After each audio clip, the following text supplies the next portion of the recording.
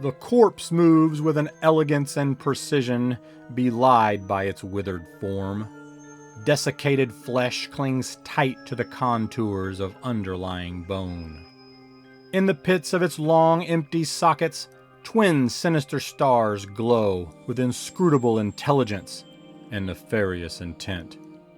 As it raises a skeletal hand, radiating dark, necromantic energy, power thrums, oppressive and heavy in the air.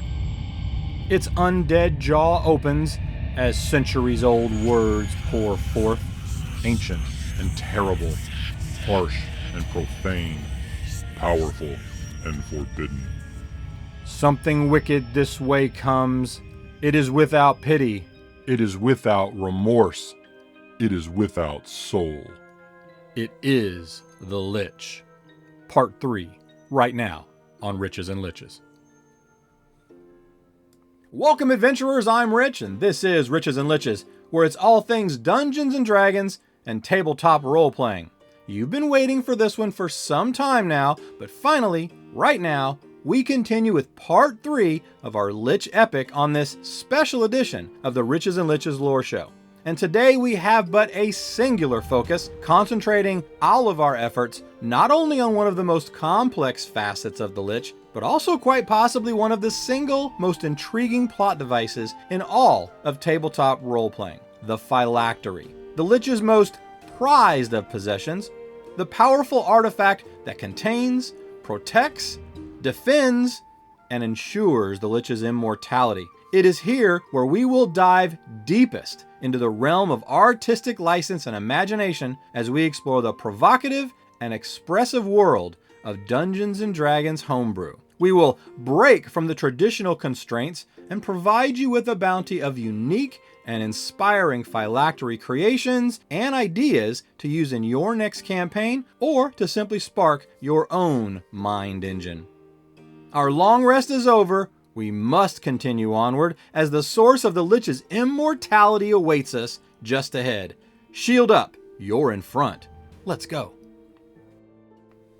Eternal life. It's a lofty, almost arrogant goal, yet it is one sought by many a powerful necromancer.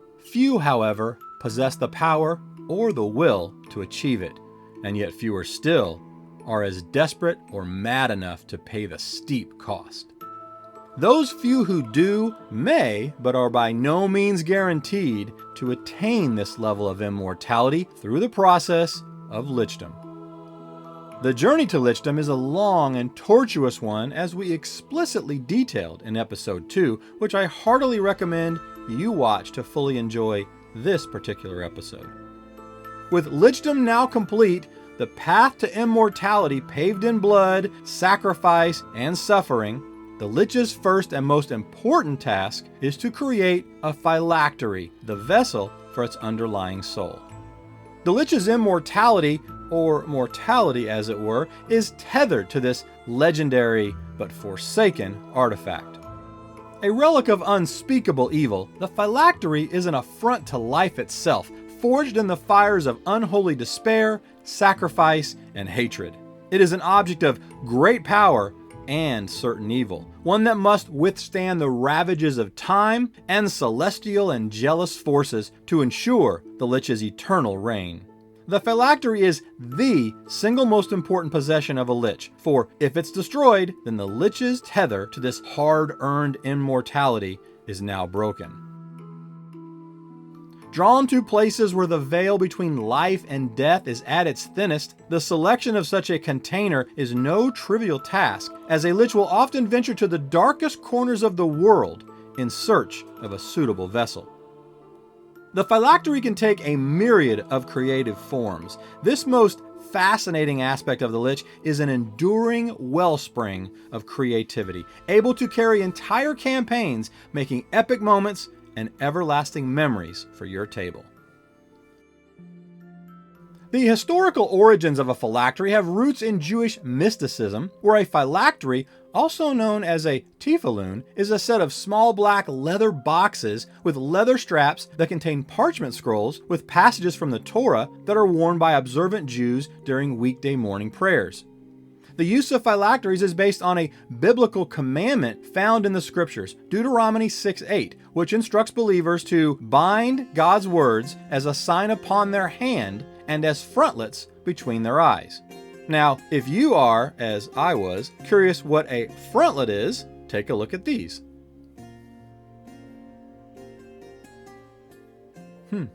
The more you know. So, to summarize, the phylactery is typically a small, ornate object, generally a container of some sort, that the Lich creates and enchants as this emergent evil. When creating one of these incredible plot devices for your next game, remember a couple of basic core tenets. It is the Lich's most prized possession. Not having the phylactery well guarded, enchanted, hidden, or warded would be anathema to the Lich's supreme intelligence and its burning, all-consuming obsession for immortality. The Lich did not go through the sacrifice, suffering, and pain of transformation not to put all the intelligence and power at their disposal into protecting this prized possession. Regarding the vessel itself, so long as the phylactery can conceivably hold and store an ethereal soul, it can exist in just about any form you want. So go nuts on the creativity, because we certainly will today. But also expand your creativity beyond the phylactery form and homebrew some amazing and fun ways in which the Lich can defend, hide, or even trick others in the protection of this artifact. And finally, remember the only way to truly destroy a Lich is to destroy his phylactery, and obviously the Lich knows that. It is here that we can leverage some really fun homebrew flavor, design, and mechanics to shape and protect this powerfully important artifact. As I mentioned earlier, the phylactery can take on about any form you want. It is a container for the soul of the Lich, but don't feel bound by the core definition of the word container, something I'll illustrate clearly when we homebrew 5 of these containers a bit later. And remember, if protected, the entire purpose of the phylactery is that it allows the Lich to reform on the material plane if it were defeated in D10 days. The phylactery, enchanted by the Lich's own dark magic, would also be protected and durable. It's generally not something that you can break by knocking it off the table. As to the many forms the phylactery can take that I keep mentioning, sure, it can be a metal box, it can be a Necronomicon type tome or a glass vial, but you should feel free to let your creative juices really flow here. As a DM, you will likely want to incorporate the phylactery and its associated magic, puzzles, or riddles as part of the larger treasure hoard to make it both worthwhile and meaningful to the party and your campaign.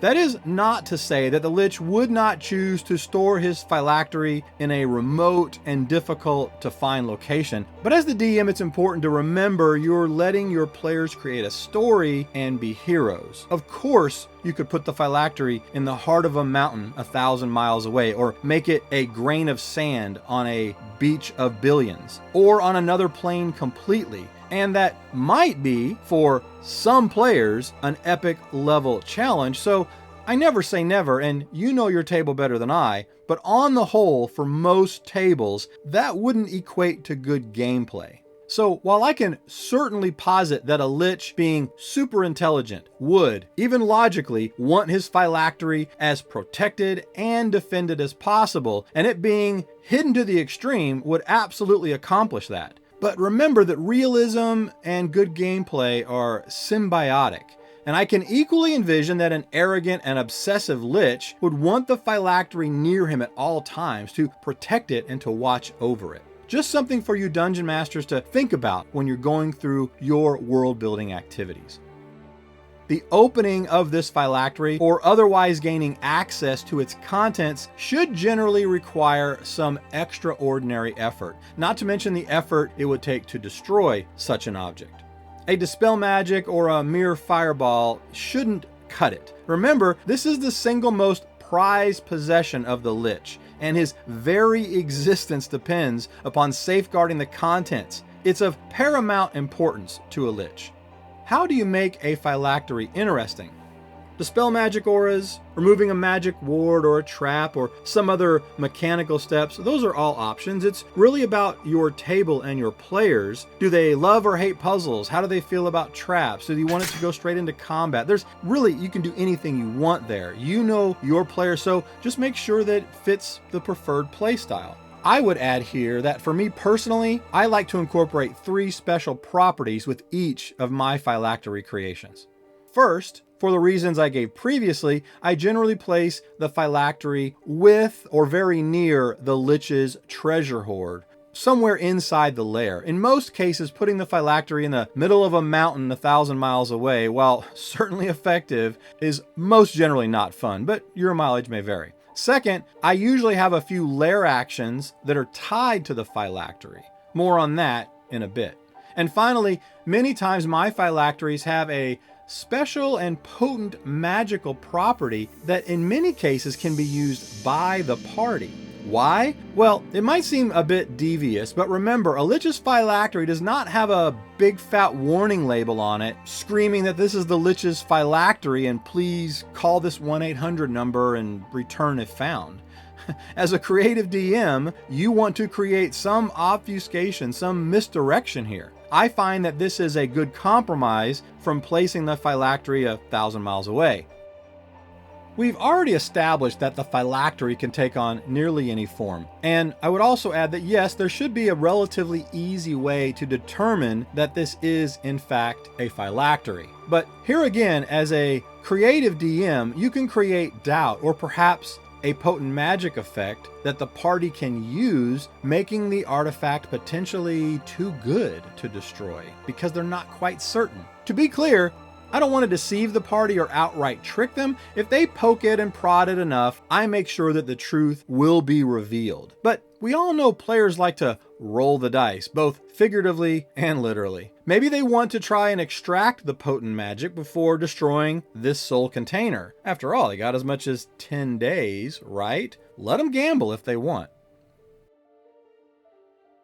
Now, I would like to share 5 fully custom, detailed homebrew phylacteries and their special properties that I've created. You are most welcome to use these as is or as a springboard to ignite your own creative fire. But before I do, a quick shout out as we get started to a listener. Zim Attack left a comment with some of his favorite phylactery ideas on one of the previous Lich videos, and one of them really caught my eye. I had never thought about using this particular item, which really just goes to my point that nearly anything can be made into a phylactery with just a little bit of creativity. Zim had offered, among others, an ornate hanging gallows that was given to a king within his realm. I especially like this because it instantly got my homebrew engine going. A hanging gallows. See, the Lich's phylactery must be fed souls. What better place to find souls and feed the phylactery than in a device that's used for executions? The same could be said for a guillotine, an Iron Maiden, which he also had listed. Really, any torture device or execution device fits perfectly just in the idea that you need to feed your phylactery souls, and it can be hidden within that. So good stuff, my friend. I appreciate the comments. And to all my other listeners, I love reading your comments. I love reading them on the show, so keep them coming. The first of our 5 homebrew phylacteries is a tarot type card deck. Over a decade ago is when I think I homebrewed my very first phylactery. It was a small deck of these tarot type cards. The initial mechanics of this phylactery had a small deck of 6 cards, and each of the cards contained a fragment of the Lich's soul that, if recombined in the right order, would reform the Lich's complete soul and do so immediately. For my phylactery version, each card was very elaborate and of supreme craftsmanship. Each was made from thin metal-worked silver and engraved with a design and some runic symbols. Each of the 6 cards then had a small gem placed somewhere appropriate and decorative on the cards.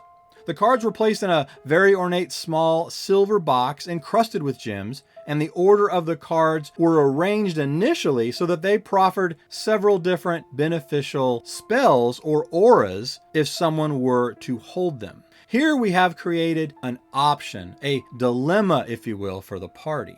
First, do they even know it's the Phylactery? They're probably thinking it's a variant of the Deck of Many Things. Second, it's now providing some powerful, tangible ability to the party. So to them, maybe it's not a Phylactery. And even if it is, what are they to do? Can they extract that magic? Could they destroy the Lich's soul but preserve the item and the magic? Maybe. That's all up to you as the DM. Meanwhile, though, the clock is ticking on the Lich's D10-day countdown as per the Phylactery rules. In my particular situation, the party found out relatively quickly that the different combinations conferred different abilities, benefits in many cases. So they started playing around with the card combinations. Because they just so happened to put the cards in the right order, the Lich would then reappear within 5 feet of that deck. Talk about making for some interesting and surprising gameplay. Now, if I were to use this Phylactery today, I might even consider placing the card into an actual Deck of Many Things, or a variant of that, depending upon your table, and this could then offer a whole different myriad of mechanics and gameplay scenarios. So there's lots of things that you can do here. Number 2, the Black Heart. Next up is a little more traditional, but don't think for a second it's not without a healthy spin or two of creativity and homebrew. I once created a Phylactery made from a blackened humanoid heart that the Lich had encased in onyx. This was the very heart of the Lich's first victim. It was carved with necromantic symbols that held and preserved the Lich's soul. The heart would pulse of faint necromantic energies that would belie the deadly spells the Lich had cast upon this Phylactery in order to protect its soul. As any creature, not the Lich, stepped closer to the heart, the rhythmic pulse would brighten and quicken until such time that an unfortunate adventure comes within 5 foot of the Phylactery. At that time, a burst of necrotic energy is triggered. It bellows from the heart, washing anyone in a 30-foot radius. Now, what does that pulse of energy do? Well, I guess that depends on your level of villainy, Mr. DM, and of course, the level of your party. Perhaps it's just an appropriate amount of damage to make the party realize this is significant and this is an obstacle. Or if you're feeling particularly cold, the pulse could create a mass teleport or banish of those that are within range, which, depending on how far you send the party, could give them just enough time for the Lich to return in that D10 days. The truth is, this is exactly what I would do if I had to protect my immortality. But again, I want to advise caution here for the same reason that you don't necessarily want to place the Phylactery in a grain of sand on a beach or in that mountain I mentioned 1,000 miles away. It could be very frustrating for your group, so use it with caution and tailor it to your party's playstyle. Number 3, Kraken Eye of the Sea. Using the large eye of a beast or creature is not exactly unique in and of itself, I'll give you that, but I selected this one to show how incorporating an original lair and lair action can take a somewhat common item and bump it up to the next level. First, we add some backstory. The Lich, as a mortal, grew up near the ocean, always loved the sea. This passion, even as the malefic villain he is now, remains. So, as a now all-powerful Lich, he's decided to make the ocean his home, a magnificent ship his lair. His first victim as a Lich was a giant kraken, his prize, one of the massive sea monster's eyes, which he has magically preserved and enchanted as his Phylactery. The Eye Phylactery is inset in the center of the very wheel that steers this lair across the ocean. A crowning jewel, if you will. But did I mention the Kraken still serves the Lich, even in death? The now undead and one-eyed sea monster is the forever servant of the Lich, cursed to follow the ship wherever it travels. As a lair action, whenever the Phylactery is threatened, the Kraken will randomly strike the deck of the ship with one of its massive tentacles. The way I had it working is I had it strike the deck randomly. After all, it only has one eye. It's not seeing very well anyway. For my table, the combat map was marked with lanes that I would number. 1d4, 1d6, 1d8, that's up to you. When the lair action turn comes around, I roll that appropriate d4, d6, or d8, and any party members in the lanes that are numbered must make a pretty hard dex check or be hit for a ton of damage, followed by a strength check, or they are knocked prone. You can modify this as you see fit. For instance, making it a d6 or a d8 and then providing lesser splash damage to any player characters that are just one lane off from a direct hit could apply. You could also call for another check on a direct hit that would potentially sweep the PC off the ship, man overboard. But that could be devastating, so again, use with caution. The point here is there is a ton of creativity that you can do with this type of a normal phylactery by adding lair action abilities. At number 4, this one stretches the bounds of creativity in homebrew, but I gotta tell you, it's my favorite homebrew phylactery that I have ever made, simply based on the way it played out at my table. I called it a hidden in plain sight scenario, as it were. I created a living phylactery. I once had a lich create his phylactery to take the form of a cute, living, baby, anthropomorphic mouse who even wore a set of adorable little spectacles and had some limited ability to talk and interact with the party. The key was to make him adorable so that no one wanted to hurt him. Make him friendly, because this little baby mouse, his heart beat with the soul of Villanir Everdark. My party eventually found out it was a phylactery, but even knowing this, that the lich could reform at any moment, I had at least one party member that didn't want to kill the mouse. A mouse they named, by the way, Julius Cheeser. The lesson here is threefold. 1, DM roleplay, making the mouse so likable, really made this encounter epic, where it might have just been normal and not my favorite. 2, never underestimate the power of character investment. I'm sure most DMs are already well aware of that. And 3, never feel bound by the ordinary. Creative twists and turns, they're among the many tools that you have to make for encounters your table will long remember.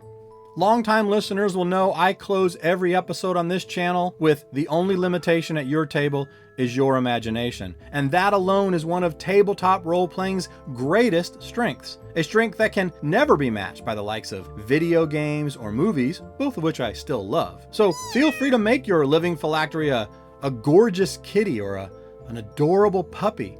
How about a fish named Oscar, or a bright-eyed gecko?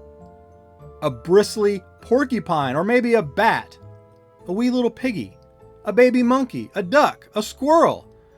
Whatever it is, give them character. Character and personality go a long way. Finally, at number 5, the self-portrait phylactery.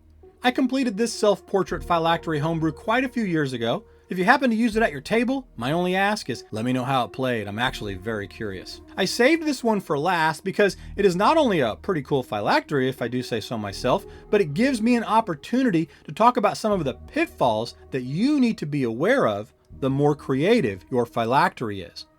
Like the tarot cards I mentioned at number 1, it's another good example of really stretching the bounds of what a quote-unquote container is, and this advice applies to really any level of creativity you add to your table, whether it's a phylactery or whether it's some other homebrew or world building. Chief among this advice is communication. Making sure the party has good information is really key here to have a fun, memorable encounter and reduce frustration. The phylactery in this case was a painting that was on full display in the Lich's lair. The Lich's soul was infused in the red ink that was used to paint this picture that's prominently displayed. Yours could be a painting of anything you want, but for my encounter, the painting was a picture of the Lich as both a mortal and a young man before he completed his quest for Lichdom. My Lich, while still very iniquitous, also longed for his mortal body. So he was obsessed with this picture, and each rose that was painted was used with ink infused with his very ethereal soul. It is important here, since I have most definitely leapt far from the traditional container for a phylactery, that you as the dungeon master provide ample clues to guide your characters to the conclusion that this painting is in fact a phylactery. How I did this was threefold. First, the Lich was openly obsessed with the painting, and I would continually give clues confirming this. For example, as the party interacted with and even while in combat, I would say things like, you notice that the Lich keeps glancing at the painting of the handsome man on the wall. Or I think I actually said during combat that the Lich uses his bonus action to look at the painting to ensure its safety. Second, when the party had the opportunity to investigate the painting, I would provide clues, such as the painting was very faded, except for the red roses, which almost look like the paint is still wet. They are so vibrant in color.